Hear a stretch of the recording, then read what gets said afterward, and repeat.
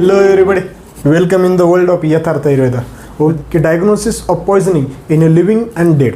तर आपण आता diagnosis of poisoning in living बघूया. तर आता diagnosis of poisoning in living हे कशा थ्रू असतात? फल्मिनंट पॉयझनिंग असते का, ॲक्यूट पॉयझनिंग असते का, सब ॲक्यूट पॉयझनिंग असते किंवा त्याच्यानंतर क्रोनिक पॉयझनिंग असते. हे असे वेगवेगळे पॉयझनिंग आपल्याला बघायचे. आता हे आपण डायग्नोसिस ऑफ पॉयझन इन लिव्हिंगमध्ये आपण कसे बघतो? तर याच्यामध्ये पहिले येते हिस्ट्री टेकिंग, नंतर येते सिम्टम्स, नंतर येते क्लिनिकल एक्झामिनेशन आणि लास्टला येते लॅबोरेटरी एक्झामिनेशन. तर पहिले त्याच्यामध्ये जर बघितलं मित्रांनो तर हिस्ट्री टेकिंग येते. आता हिस्ट्री आपण कशा कशाची घेऊ शकतो? तर त्याच्यामध्ये हिस्ट्री जर बघितली मित्रांनो तर सडन ऑनसेट ऑफ वॉमिटिंग आणि डायरिया किंवा पेन इन ॲब्डोमेन सांगितलेले. नंतर त्यांनी असं सांगितलेलं की onset of symptoms to many persons who had taken food together.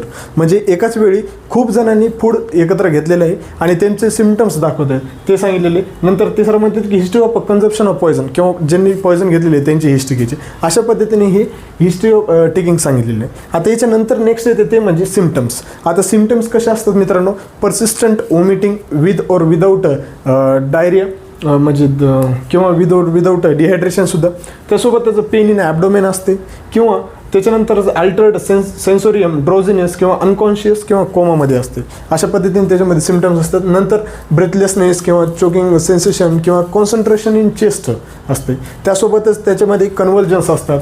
त्याच्यानंतर पाल्पिटेशन्स, ॲरिथमियाज, चेस्ट पेन, हायपोथर्मिया आणि पॅरालायसिस. अशा पद्धतीने त्यांनी सिम्टम्स सांगितले. तर थँक्यू व्हेरी मच.